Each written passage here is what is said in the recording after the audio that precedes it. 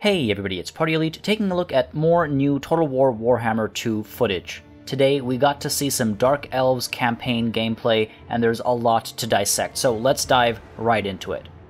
First things first, I've said it before and I'll say it again, this map is huge. It's absolutely massive, and in this playthrough it's taken quite a few turns, and Malekith has only just arrived on Ulthuan. That, to me, implies some serious gameplay time to be sunk in. We also see one of the overlays in action, something I'm very impressed with, among other things I discuss in my user interface video that I've linked under the eye at the top right corner of the screen right now. I'm very excited to conquer the world in at least one domination campaign, even though the primary objective, at least for these starting races, is the Vortex campaign. Seeing such a massive map just makes me eager to take it all over. We get a first look at ritual resource sites as well. This is an interesting idea, influencing military movements, the flow of conquest, and creating flashpoints for conflicts. Ritual resource sites are cities that generate ritual resources, meaning you'll receive more ritual currency to perform, you guessed it, rituals. This is essential to the main campaign, or the Vortex campaign, so you can expect all factions to challenge each other for these ritual resource sites.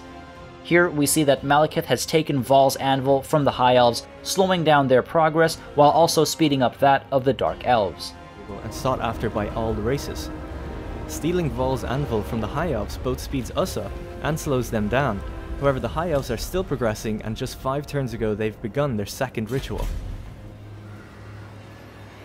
Their capital of Lothern, as well as 2 currently hidden settlements, are channeling energy towards the Vortex as they complete their ritual over the course of 10 turns. During this time, we can disrupt them by taking out any of these settlements. At this point in time, the High Elves are performing a ritual, and the Lizardmen have sent in intervention forces, while the Dark Elves are going to get involved personally. More on intervention forces later. And interrupt their ritual. So that'll be our objective for this Let's Play. Interrupt the ritual within 5 turns to delay the High Elves and let us take the lead in the race. If we take a look at Malekith... Now this screen is quite interesting. The traits Good Attacker and Brave clearly have bars that show just how good an attacker or brave Malekith is. I imagine the names of these traits change between positive and negative to depict which side of the scale the character sits on, but this is an absolutely welcome addition to the game. You can see that in-game behavior directly correlates to the traits that develop. I'm very glad to see that get more usage here after its return in the last leg of Game 1. While looking at Malekith's skill tree, we are told that legendary lords go to level 40 now, the phrasing implying that regular lords and characters probably still go up to level 30 caps. That's perfectly fine. It feels like they're going for a longer form campaign this time around, so the level 40 caps for the legendary lords is nice. It gives us more room for growth and exploration.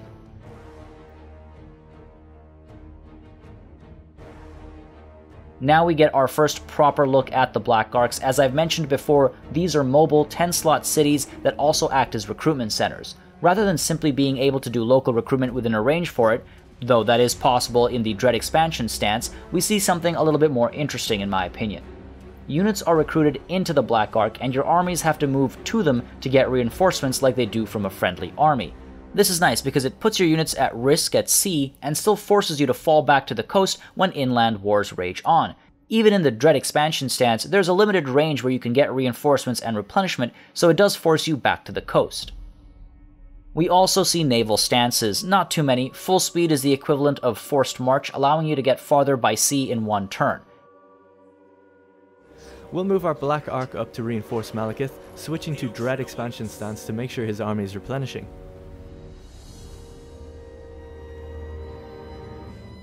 And here you see the Dread expansion stance, allowing the Black Arc to replenish armies nearby, and also allowing recruitment within that sphere of influence, but naturally, the Black Arc has to stay stationary as a result. Now we see a rogue army and a mission to take care of it. Rogue armies, as discussed before, are not of any one faction, and they try to gain enough strength to settle down, at which point they can be quite a problem. They owe no allegiance to anyone, which means they've no friends to help them, so let's end them swiftly. We'll get our Dreadlord Velevith to declare war and attack.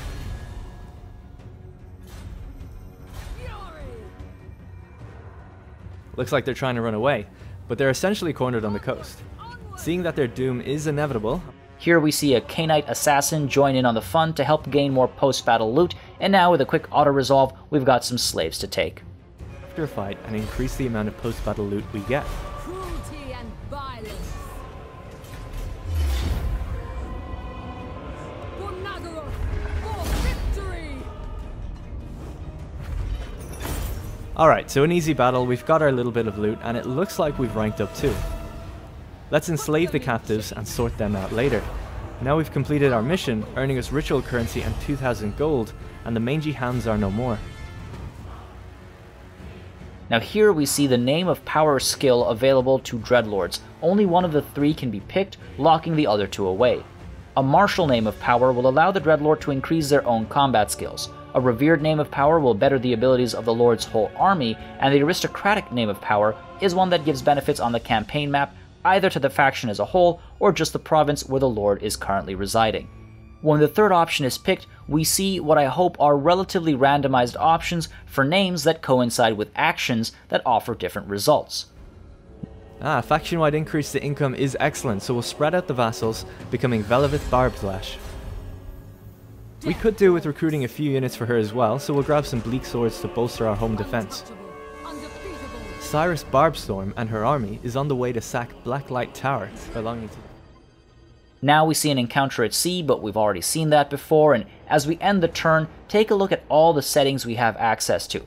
From camera angles to what you do and don't want to see, between lords, agents, allies, enemies, and even the animation speed options, you can really pick what you think is worth seeing and what isn't.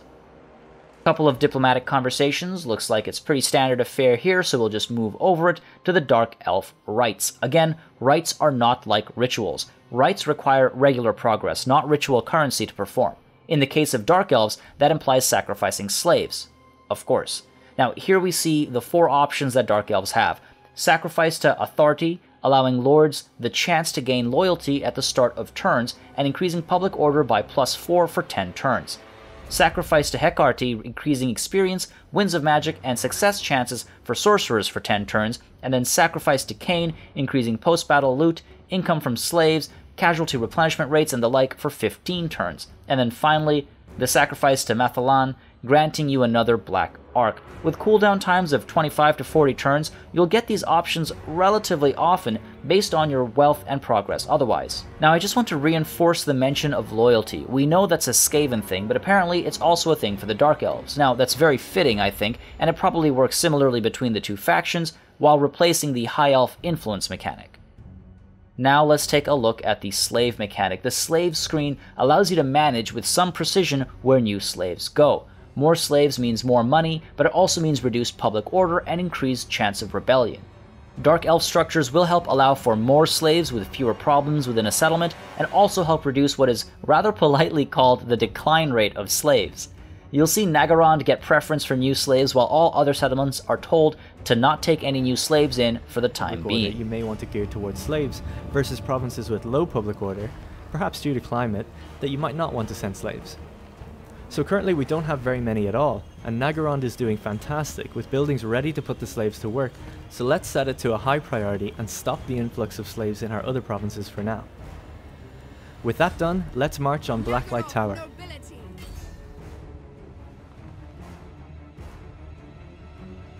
Just a bit of a quick sidebar, agents can now garrison cities, which is a really nice addition. I look forward to having more defensible cities in the future.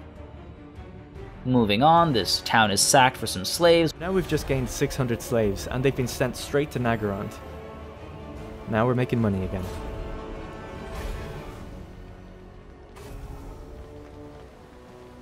Moving back over to Velivith, it looks like there's another treasure hunt for us to complete, so let's check it out.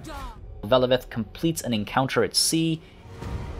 Nice. It's always worth checking out those encounters at sea, because they often have great bonuses or gear that you can use later on in your campaigns and battles. Okay, back to the main task at hand. And now, we travel all the way back to Malekith. See what I mean? This map is huge. You can see that he had quite the journey getting here, and this isn't even halfway down the map.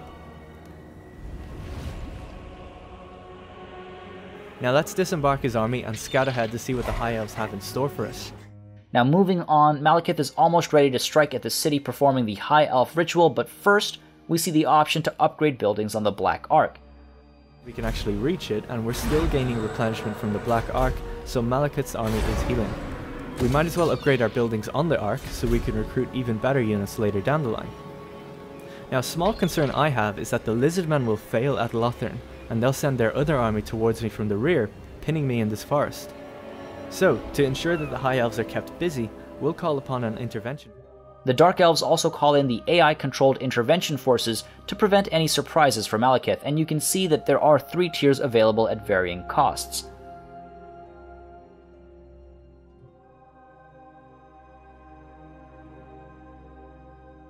The highest tier is actually pretty strong, though who knows how capably it'll perform. High tier units too. Hopefully this will distract the High Elves long enough for us to take Cairn Thal. So with that, let's end the turn. Pretty well, apparently. Looks like my intervention force has just destroyed Glittering Tower. And now it's time for the first Dark Elf ritual.